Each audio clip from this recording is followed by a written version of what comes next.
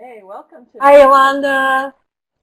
Yeah, Hi, that's everybody. Good to have you here. And Ting, so good to have you here. You just are come off of an externship, and it's kind of late where you are on top of it all, right? You've had a very busy time.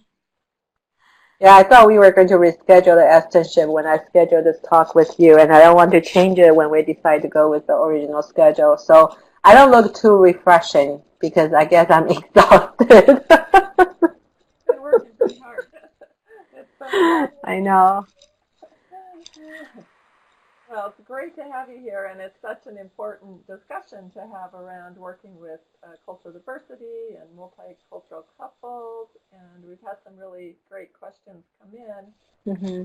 Let's just talk a little bit for a minute, though, Ting, to introduce you, in case anybody doesn't know how much training you do, and not only in the United States, but you do so much training internationally. So could you give us just a little bit about how you do so much in Asia, really? You're just over Hmm. there Hmm. creating Well, a actually, I do most. GMP community, communities there.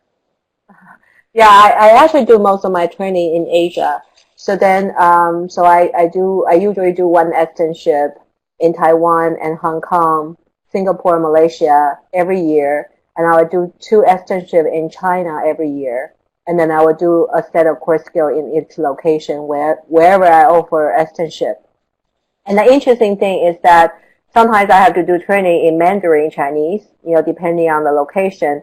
But then, like in Malaysia or Singapore, Hong Kong, I may teach in English.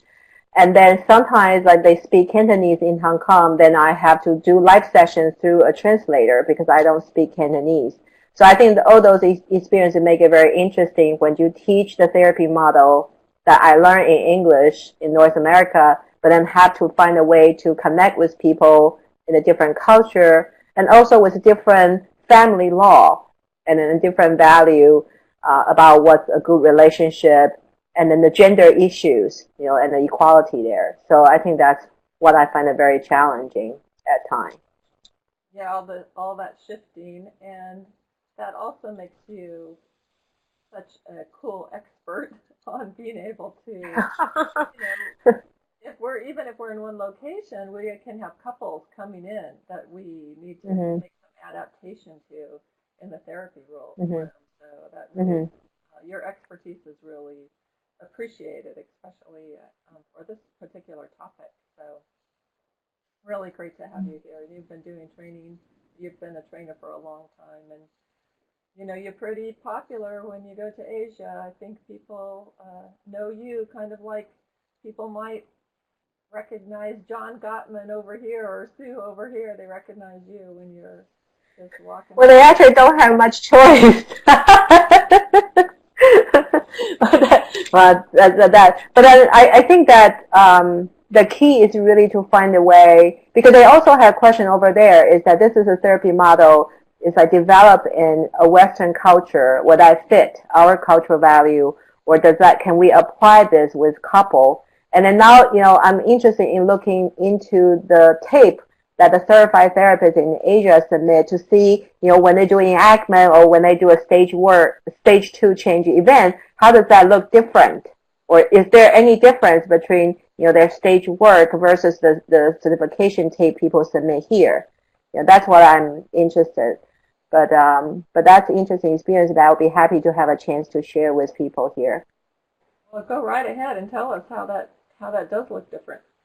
Mm, I mean, I personally don't find it very different because you also will have very inexpressive couple here or couple who are very resistant, right, or Yeah. highly escalated.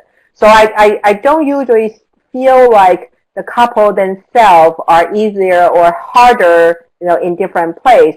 But I think one thing that does make a huge difference is that people don't usually go to couple therapy until they were in really, really bad situation. So I don't think it's about the lack of expression or the lack of affection in relationship. I think it's the timing they waited until they reach Mm. out for help. So that's a really interesting thing. So you'll see couples in much higher distress overall, and maybe not so much different in the types of couples, whether there's pursue, withdraw, attack, attack, or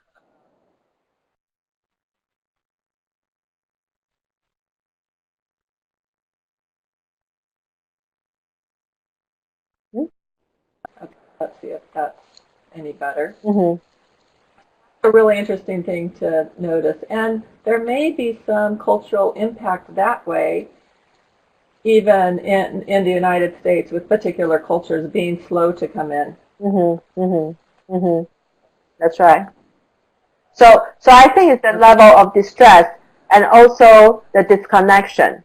Like sometimes a couple come in because their religious leader asked them to seek couple therapy before they would support them for divorce, right? And then so they are not really coming in to deal with their marital problem. They are coming in to get a certificate for divorce.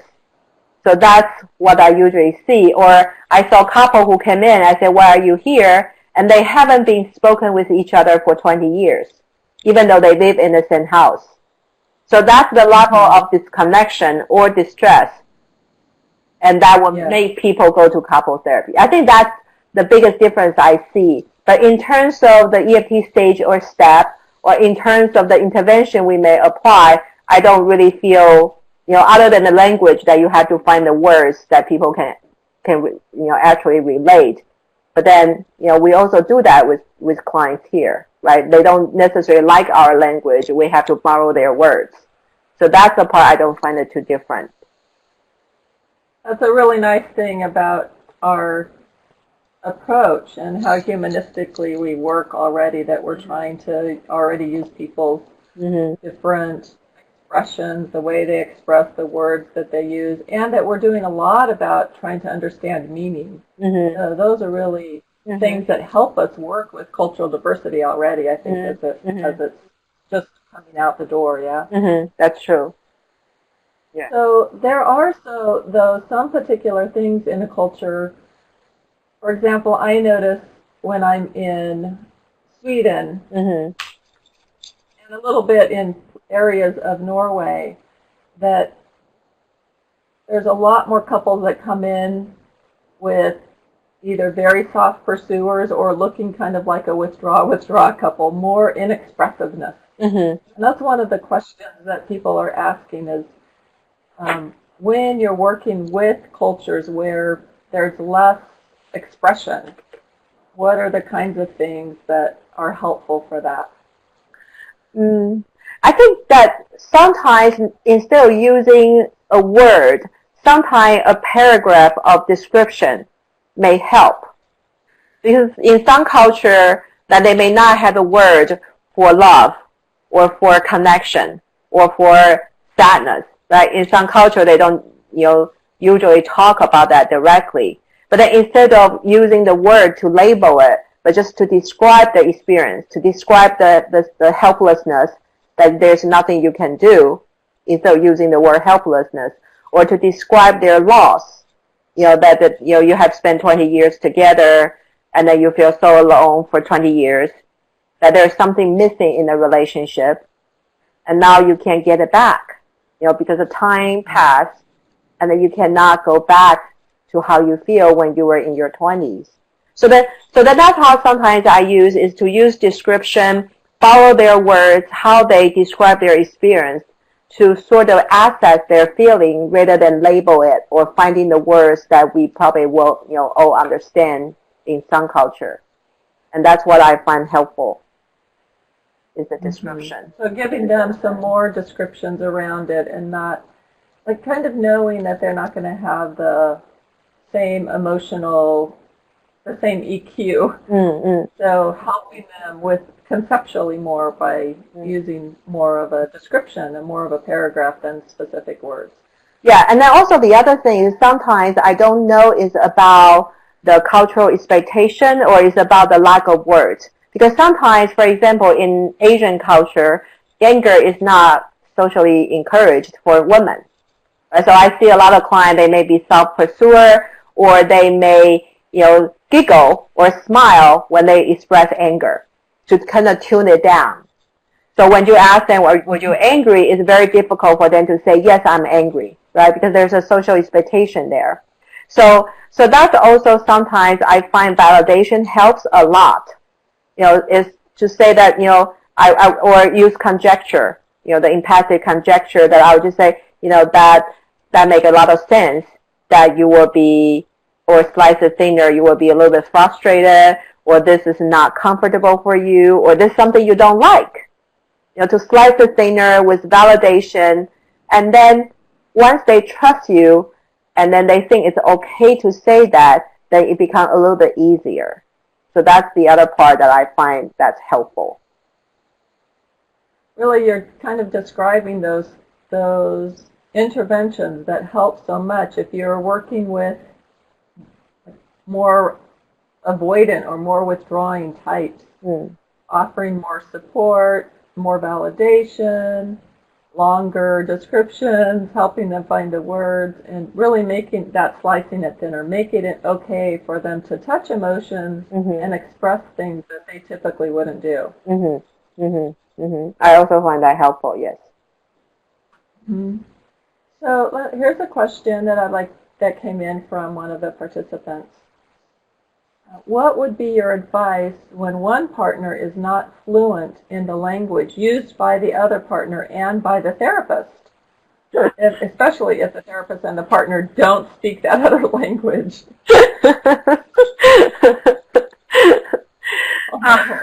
I think that's really hard. I saw that question and I tried to skip that because I think this is a therapy approach that we count on so much on verbal and nonverbal expression, right? So we may, like for example, I may be able to pick up some nonverbal cue from a client who doesn't necessarily speak the language I speak. But then how do I reflect that in a way that this client can understand? That becomes difficult, right? And then I did it through a translator in the past. Like I have a translator in session.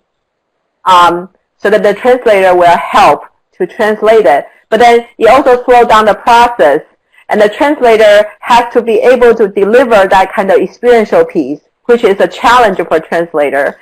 And then I also had a translator who got too involved. And then as I was talking to the translator, she started to cry and look at me and keep nodding. And I said, please do not nod at me. You have to translate. So that creates a lot of complication when, to access underlying feeling is hard enough. So I really don't have a lot of good answer. But one thing, because I can have a lot of empathy, I can really see where the difficulty comes from when you couldn't find a word to express yourself. Okay? So I think to keep the language very, very simple, instead of using longer description, like every time you say something, the slowing down make it more important because then they need to translate that in their head. So give them shorter sentence, use simpler words, and then check in with them more often. Right? And don't use, I mean, we do that in EFT anyway, that we use simple words or we borrow their words. But then that becomes even more significant in this case, that you need to wait because then they are doing the translation in their head. They need to translate your words to their first language, and then they need to translate their thought in their head so then they can express to you, right? So that's one thing. And also the other thing, again, I think validation is very important because, being an immigrant myself, I think when I am not very confident with my English ability, I'm very sensitive to, the annoyance look on people's face that, they're impatient with me, or they're annoyed by me, or they're laughing at me. I think, there will be this kind of worry. And that also reflects the power differential in the relationship. The person with better communication and with better language ability can often get an upper hand, right? In the fight, they can articulate their opinion better. When the other person know what they are feeling, but then they couldn't say it. Their lack of the words. So I don't think I have, a lot of good answer or advice to this, but, I think that the process has to be much slower. Those are really very good tips, Ting, about being aware of the sensitivity of the person that has the language barrier. It's more of a barrier. It's going to be more easily frustrated or more easily shamed because of the language barrier. And being really slow and really simple, those are really important things. I know I've done several sessions internationally where one partner was much better at English. I have never had to have a translator in the session, but sometimes one partner has to translate for the other one the English, into the native language. And that's always really interesting to see how that works in the couple, because that happens outside of therapy as well, where one of them is relying on the other one to get those critical, important pieces that they don't want to be missing. So that's an interesting part of the dynamic. But I also find that same thing that you're describing, just being extra slow, really patient, recognizing they're there working so hard, trying to understand and be understood. And it's so sensitive to when you have a bit of a language barrier. That's a very difficult thing for the couple and for the person who's really wanting to communicate. So your compassion and empathy, and ours as a therapist, really makes a really big difference in those situations. And I also think that if you can work through, stage 2, maybe that's for a couple to come up with some way that they can communicate without the language. Of course, they will keep improving and you will get better, but sometimes is there any ritual or any, nonverbal way that they can show important message, and I would encourage them to come up with something on their own. But that's later in therapy. That's right. That's so important. We can help decode a lot of those nonverbals with them. I was with a couple just over the weekend at a Core Skills, and it was a multicultural couple. He had a difficult time with English expression. But he had so many nonverbals all over the place, and I just started to try to decode his expressions. He'd have these, he's had these really powerful expressions, and no words connected to them. And I'd say, right now you're saying da da da da da, and he would go, So we can, because of our use to detecting, being a detective around those emotional signals, we can really help with that, with that expression of meaning, I think. And I also think that EFT actually worked really well, I guess, compared to other couple therapy approach in this situation, because, we reflect so much and we unpack. So it's easier for them to hear than to express, or at least that's my experience learning the second language, is that, I can understand it, but if you want me to express myself, it takes more time in my head to translate, right? So then they can also adapt or learn from our expression. So that will help them find words too, that if you resonate. Yeah. Right. Yeah, that's really nice. Yeah. Okay, let's go to the next question, which is, let's talk a little bit about mixed couples, where one couple is maybe second or third generation. They're both from culturally diverse backgrounds, but one is much more integrated into the individualistic values, priorities, and one is still very much coming from the collective cultural priority. I think I go back to the meaning you were talking about, is that, so in some culture, to be selfish or ask for what you need is not good, right? You're supposed to look at the family, you're supposed to take care of others, and not asking for what you need, not to rock the boat. So then if one partner shares this value and the other partner is more individualistic, there's a sense of entitlement, or there's more assertion in expressing and reaching out for their need, then there's going to be a lot of conflict, because it's not just about how much I love you, but it's about you're asking me something I think is wrong. Well, on the value, so you're asking me to respond to you when I think you're so selfish, or you're asking me to express my need when I don't think that's allowed. So that becomes the miscommunication, that I And so what I usually do is I will go to the pain and the sadness that so you are marrying to someone that sometimes there's a shame, right? They do this in front of your family. They're doing something your whole family disagree or disapproved. Right? There is a part of that that puts you in a bind.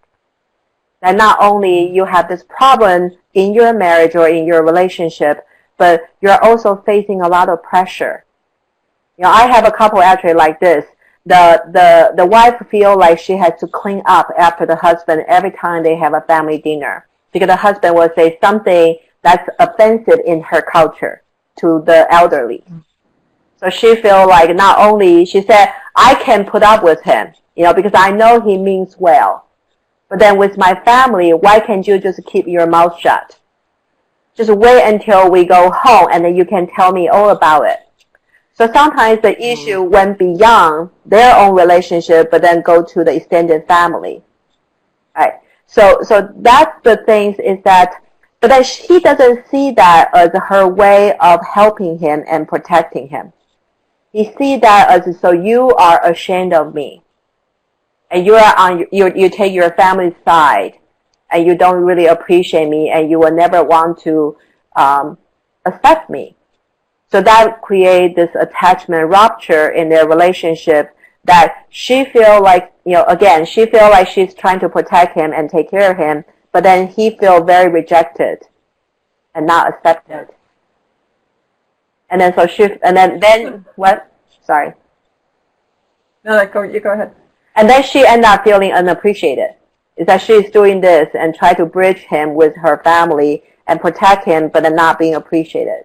And then to a point is that I love you, so I can accept you, but why can't you do something for me in exchange? Why can't you just keep your mouth shut even though you disagree? So that become, you know, similar to the couple's issues that we deal with, even they come from the same cultural background, is that one person feel unaccepted and the other feel rejected and unappreciated. So that will, you know, go back to the similar place that, you know, we usually deal with. It's such a common presentation, really, in my experience, to have that go from outside of the couple to the extended family, and that's where they end up getting stuck. Mm-hmm. Mm-hmm. And bringing it back to the couple and that meaning is so important, as that sure can be a stuck place, as you're describing, when one's trying to do something their cultural value way by including or paying attention to the extended family, and the other partner is either feeling excluded or kind of pushed upon, or like that the extended family is more important in some way. That's really a tricky spot. Yeah, those are great. And then I also think there's another part that's a challenge for the therapist, because then you are more likely, or it will be easier for us to empathize with the partner that shares similar value with us. And then it will be harder for us to empathize with the partner that we don't really know their value that much. So I think that, you know, we need to pay special attention to to the client that, you know, it's harder for us to empathize or relate to, you know, to maintain a neutral stand. That's such an important point, Ting, around our own values getting touched upon, and, you know, staying compassionate and not going to, you know, why do they do that? Mm-hmm. Or because we can over-identify with the one partner whose cultural values are different than our own. Mm-hmm. That's a really good thing to be aware of. Which member of the couple maybe is a little bit easier for us, and, you know, maybe we're missing the extended family piece ourselves, so we can lean with that couple, that partner, or maybe like we don't understand. It does look like they put their mother first, or something like that, or their extended family first. That's right. Okay, cool. So let's see. Another question. What about arranged marriages? Are there any special considerations for EFT with Indian couples in arranged marriages? But I guess it depends on what kind of issue they brought to therapy. Right, because there are research shows that with arranged marriage, not just in Indian culture but in some of the Asian culture, that the arranged marriage, the marriage actually is more stable. It's not because they have better quality, but then they just don't get divorced. Right, so then they maintain the structure of the marriage, but it doesn't mean that they are close. And then oftentimes it comes with gender, the power difference between gender. Right? So there's a power difference between gender. So it really depends on what kind of presenting problem they brought in. And oftentimes, I think there is a dangerous assumption that we may make is that there is little connection between the couples. Just because there's no courtship and they just got married through the parents' arrangement. So that it's very easy for us to make assumption that maybe they are not as connected. But then I think connection or closeness and commitment, that maybe they are connected through their obligation and commitment, not through romantic love. But would you say which one is more stable? Because, for them, the obligation, the responsibility to their family and their commitment to play well on their role in the family is very important. And I think that would be a good motivator for them to change or keep them in therapy, I think. So it's like we are the salesperson. We need to find a sell point where we'll keep them in therapy. If you keep telling them about finding passionate sex or love, I don't know that if they would think that was the money they pay you. But then if you talk about that will increase the cohesion or the closeness in family to reduce the conflict. Everybody will get along better. Or you can be better parents together. I think those will be good selling point for them to keep them in therapy. But then after they stay or they become the consumer, then I just do what I usually do in EFT sessions. Yes. I've worked with very few Indian couples myself, but I've supervised quite a few of them. And those cultural values that you're talking about and the stability around arranged marriages, may seem unusual in our culture, but there is an expectation that the commitment they will develop love, and they will develop romantic love across time. That's one of the ways that they enter their commitment, with much more of a long-term perspective, which I think is really very lovely, and that stability is very important. So those factors that you're highlighting are really important to be aware of, what those cultural messages are for them. And again, getting back to those meaning, the meaning that they make. So we have several certified EFT therapists who are of Indian heritage, Indian, and maybe working on becoming supervisors in training. So I think we have some rich resources for particular cultures as well. That's great. Yeah, that's really nice, what you're describing. Because the idea that an arranged marriage will be just as can develop that secure attachment in the same way, even if they start differently than with a passionate relationship. And in some ways, maybe perhaps a little bit easier because of not they expect the passion to grow over time. And Goldie's saying that that's the same way in the Orthodox Jewish Orthodox culture, ultra-Jewish Orthodox culture. Thanks, Goldie, for that. Yeah, there are several cultures that experience that expectation across time, I think is what you're speaking to. Okay, let's see. Here's another question. So this will be kind of an interesting question. I think you saw it. It came in today. I'm working with a Chinese couple. The wife is pregnant under duress. The husband threatened to divorce her if she didn't have a child. I'm struck by how matter-of-factly she describes her hatred for her children and the anger at her husband with very little affect. And he reports that sometimes when her pregnancy is rough, she physically hits him. And how much of this would be idiosyncratic to her, or how much might be influenced by Chinese culture factors that maybe she isn't aware of? That's a great question. Of course, we don't know quite what she's aware of around Chinese culture, but no, I'm thinking that I have more experience on the pressure to have male children. So it's not just to have children, but to have male children. So it's like it doesn't count if you have a girl, and you have to keep giving birth until you can have a male. So I think that, I don't know, just to help me here, is that the question is about how to access the flood affect from the women, or how I will approach this, the pressure or the duress to get pregnant. Yeah, well, let's take both parts of those. Let's first talk about there is that kind of cultural expectation around pregnancy, especially male pregnancy, having a male child, as you're talking about. Let's talk about that one first. I think that's definitely a cultural piece, that they believe that only male children will carry the family name. And then, it's definitely a very selfish thing if you cannot carry the family name. I have a client who has 9 sisters, and he is the younger brother of the 9 sisters. So his mother just keeps giving birth until she can finally have him.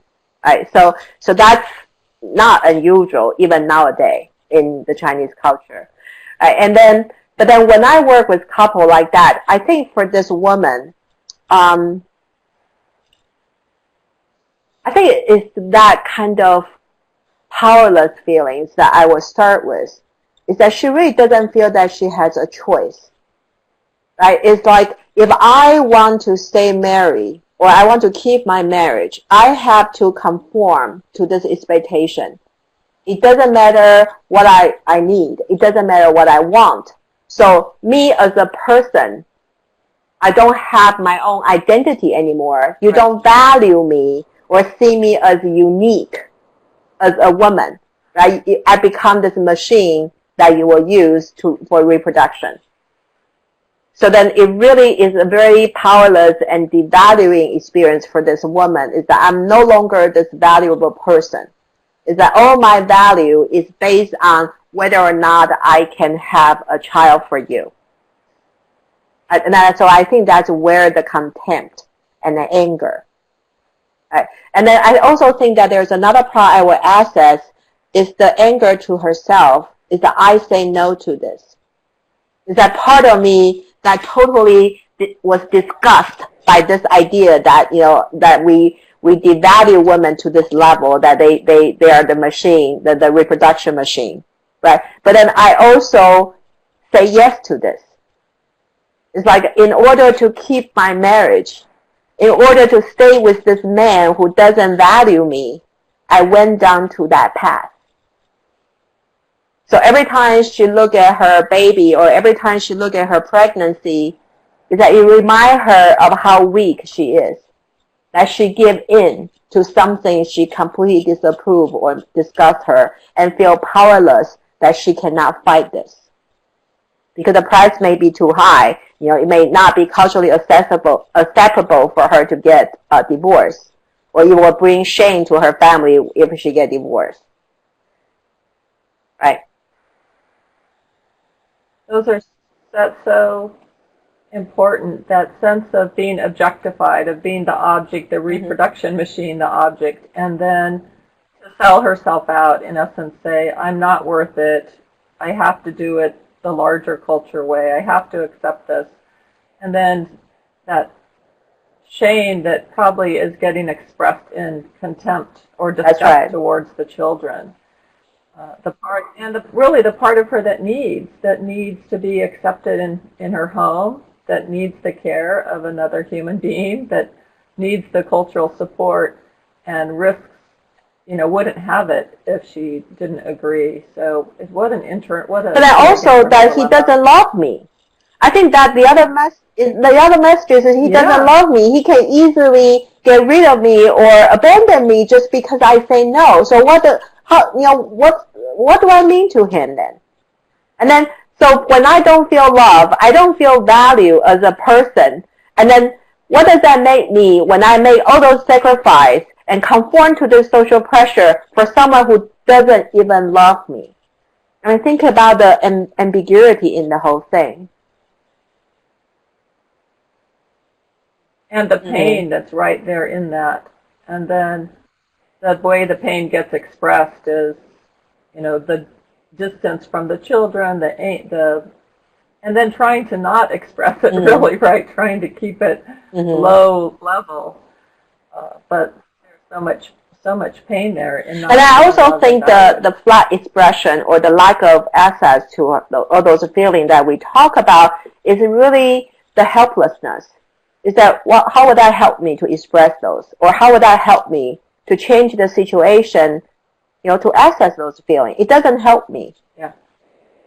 Right? And then if he doesn't love me and he doesn't care, why should I express that to him? Because if he cared about me, he wouldn't have made that threat. Right? So there's also the resistance to express vulnerability in front of him when she doesn't even feel there's possible that he loves me. Yeah. I love the way you're talking about it because it's really not idiosyncratic to her. It's representative of the stuck place where she's stuck in this relationship between her needs to be loved and valued and having those needs so unmet and kind of trying to do the best she can in the relational dynamic. Really, that's to think about it, and there may be some cultural pressure there, but most of that really comes right back to what happens in their relational dynamic. And it's not, even though she acts out and has anger towards her children, which may bring most women some sense of shame already. Like there's such a strong cultural influence that we're supposed to love our kids, and it's innate in us to have those loving feelings, and then to look at them and have contempt around that. You've got to know that that is just a very, very painful spot for any woman, and then at times she acts out with physical aggression. That's really understandable in that. So that's actually something that's quite scary, is that what kind of relationship she will have with this child, right, when she resents the pregnancy so much. Right? And then the other thing is that what's the goal for a couple session then? I assume that she come in alone individually, because I don't know, if she can bring her husband in, then there's more hope. Right? But then if she come in individually, I don't know what will be the goal. Right? So the question is that it was with a Chinese couple. So that's a little more hopeful that they're both there and in the room. And there's, we have that universal experience that Yolanda's so nicely pointing out that you're describing, that we're able to begin to access and work with and make sense out of how they get stuck, and then how her anger is so unexpressed, and at times it comes out sideways, as anger unexpressed does, or really feeling unloved and devalued. That's it right. has to go somewhere, those experiences. Okay, that's cool. So that's more of a universal answer, isn't it? But it can start with that pressure around childbearing, but it goes right into feeling kind of devalued and objectified and unloved, and the pressure to be there in that relationship too. And that marriage helped. But fortunately, but I also feel like I'm the only one who's making sacrifice for the relationship. That we heard that all the time. But then I think in her case, that's also part of her feeling too, right? Yes, so alone in that experience. And he's getting everything he wants from this relationship, and I'm getting nothing when I have to make all the sacrifice. Right? So that's also the universal experience, the complaint we hear from a lot of couples. And that's really tricky for us, isn't it, to be, like, just thinking about being with a mom who talks about, has contempt for, even hatred for her children, and at times hits her husband, for us to sit there and understand that and have compassion around that enough that we can kind of unpack and make sense out of it and put it into a relational dynamic, that can be. But in this case, it really reminds me of a client I have that the wife was pregnant as a result of spousal rape. So she feels she was raped by her husband, and then she was impregnated by that. So that's how she also feels. I mean, the hatred and the shame every time she look at her baby, right? So even though, so that's the universal experience that, you know, there is a cultural piece there, but when you go down to the unmet attachment need or their emotional experience, the powerlessness, the ambiguity, that there's really not much difference, right? Right. That's right. That's a lovely thing to be reminded about. Okay, let's see. Another question. If my couple comes from a culture that women are used to be treated as inferior, so it would be unacceptable for her to express negative feelings towards her husband, how do I, as a therapist, handle it without putting their culture in a bad light? So why are they in therapy? That if she cannot, right? If she cannot express any dissatisfaction, then, you know, what bring them to therapy? There must be some way, even though it's very subtle or very mild or very, you know, concealed, but there is some way that she used to express. Sometimes people nag or they victimize themselves. They use that as a way to complain, like they victimize themselves, that I'm not important, nobody care about me. So they use that as a way to criticize or to ask for what they need. Yeah. So I think that the first thing I would do is that she may not have the stereotypical way to express, to complain or to assert her position or her need, but she must have her way. So we need to learn what's her way that she may bring with a smile.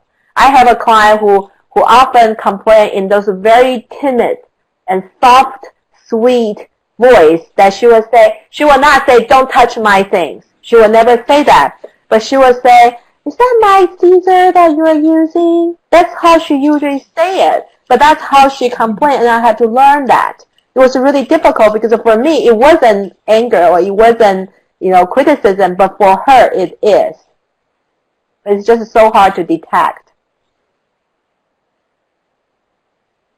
And we can detect a lot of that from the response of the partner. He got it. Right, the partner can read it. I was with a couple not too long ago where she did not complain. She tried so hard not to complain. She was a soft pursuer, but she also had some trauma in her background, and she had worked so hard not to complain. And he'd start to share some of his something primary with him, and he'd look over to see how she was doing with it, and I would just see an expression that looked quite a bit like acceptance from where I sat, and he'd say, see, she's mad, right? See, she's mad, or something like that. The partner can often pick up on those cues and will help us learn to be able to read those and help those. And one thing I find, you know, more challenge is that sometimes they internalize it because they cannot express anger. So there will be a lot of despair or sadness or depression. I think that's a different form, right? So then that's also related to the inability to express anger or fight for their right, or the lack of sense of entitlement.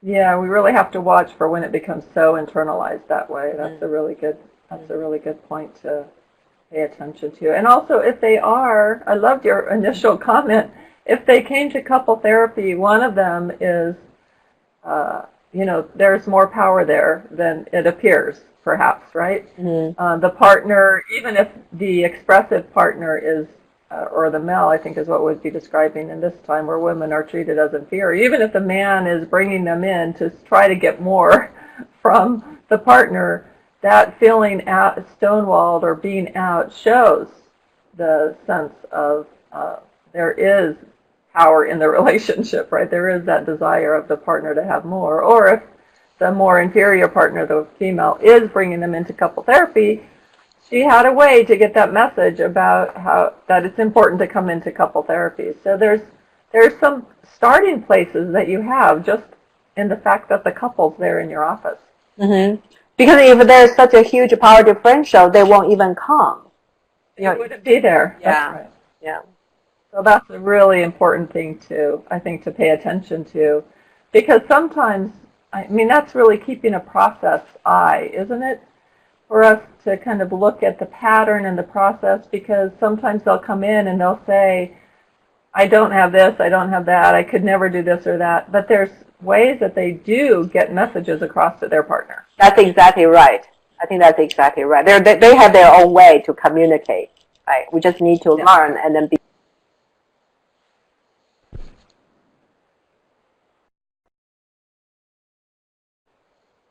attuned to it. Right. I thought I lost you there for a second.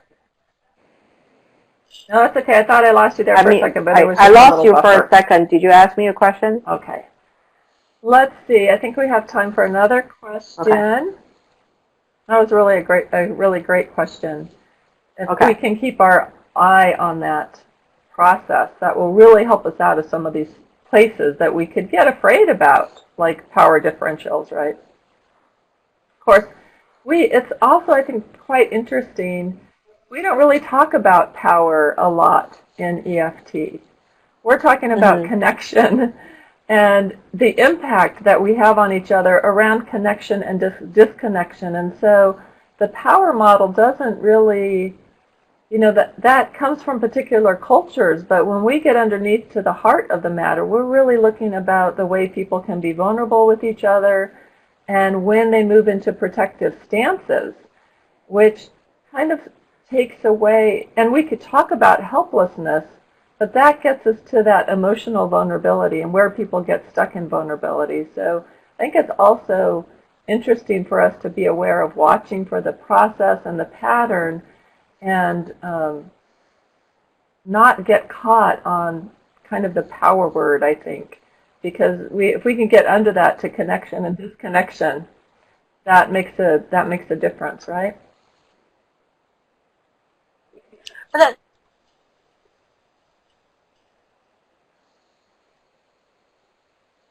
Yeah, because I think that's how we access. We talk about feeling of powerlessness, right? Feeling of unimportant, or we talk about I don't feel like I am in control. Right? That's how we access it, rather than label them with the gender issues or some kind of social justice issues. We approach that from, like you said, the heart of the matter is that you feel powerless. When really they have all kinds of sometimes there's a self. Yeah.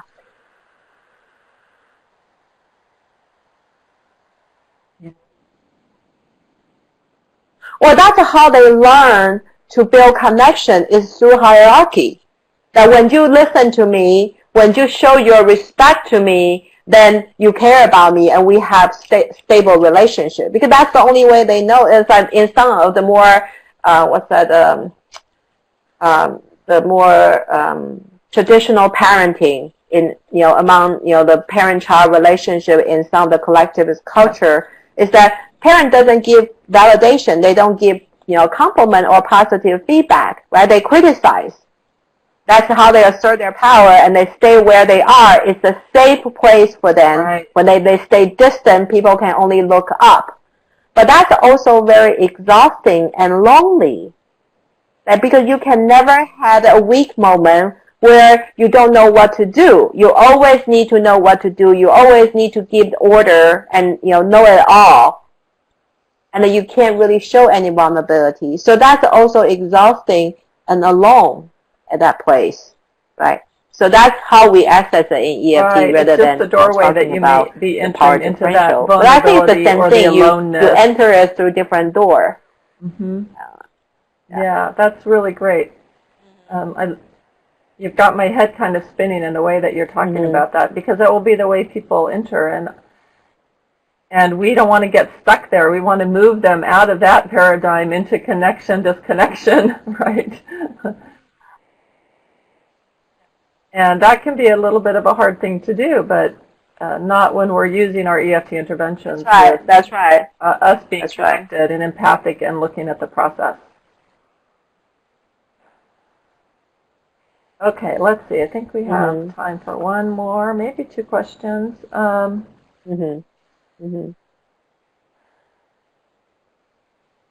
Let's see.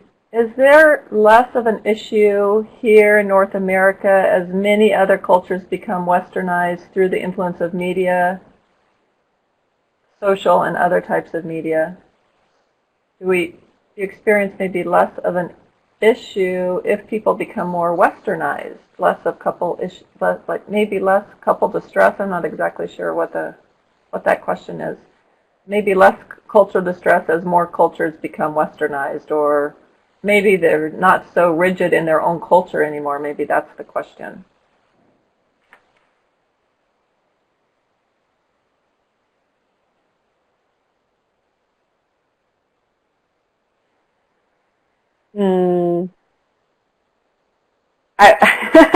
I don't know how to answer this, because I think it really depends on the value, right?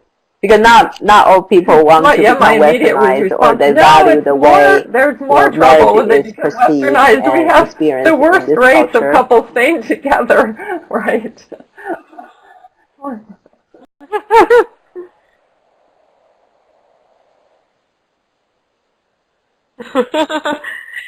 But I also want to say, I really don't think that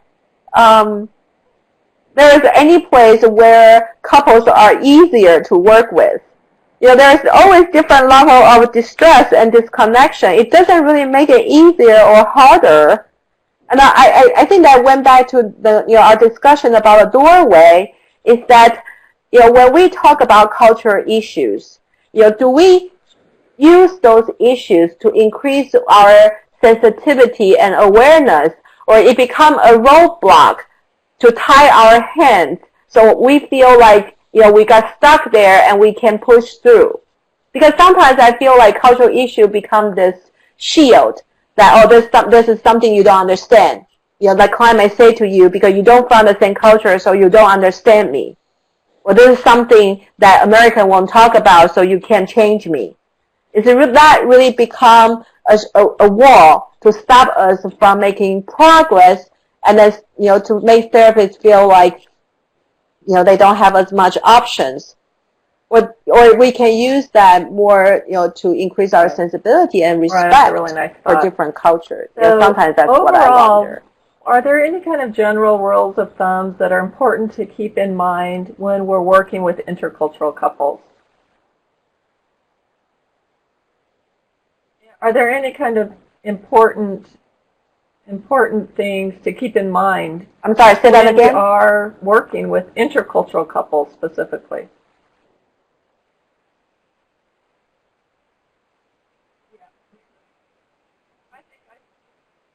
Intercultural means that the couples from different culture, like biracial couple, or they're from different culture from mine. I think for biracial couple, there's how do I say this? Then I would be more careful checking in with their different perspective.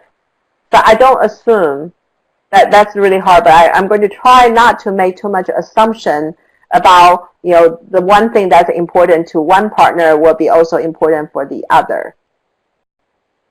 Right. But then we also need to do that because couples have different memory and different perspective. That's why I keep saying, Becca, I feel so bad because I keep giving you the same answer and over, is that I really don't feel like either interracial couple or a couple from different culture, that's really the issues to stop us from working with them or make it harder. Because I do see there's this universal need of attachment, and there's also this universal expression of emotion. It's like, people may smile big, or they may, giggle, or they cover their mouths when they smile, right? But they're all smiling. So it's really not how big they smile. It's that, did you know that's their way of expressing happiness? So that's really how I feel strongly, is that when I do live session in different country, when, like I have a polygamy couple when I was in Kuala Lumpur in my live session, I share very different net value, because for me, marriage should be exclusive, but it's legal there. So if I want to work or help couple there, I have to find a way to work through my own value. And then the goal that I may prefer will be very different from the goal that they can find it helpful. So again, I really think it's the therapist's flexibility, that can you find different doorway to access that? And also, are you willing to take risks to prove yourself to your couple that you can understand, even though you have different experience? Right? Does that mean, because I have never been cheated by my spouse, or I have never had a divorce, does that stop me from understanding the pain when you lose the important one? No, or you feel like you fail? Great. You're right. It's around that flexibility and our openness and our flexibility, so we can help things become explicit, and we can start to try to understand what we don't understand. And culture can become kind of a trigger for us, like, oh, I don't know that culture, I don't know that. And then we get too afraid to sit in the room and be curious around that, then it's going to be hard for us to make some of those things explicit. There's been...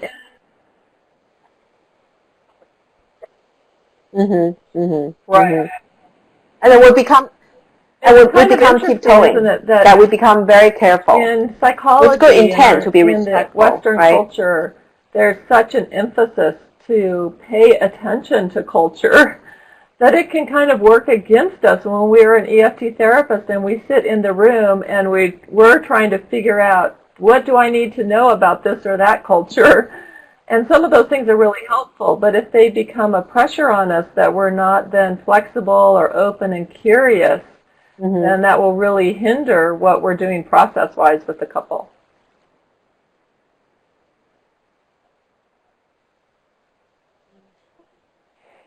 Well, it's been delightful. It went fast. I think you're right. Now I totally agree. Rest. Yeah.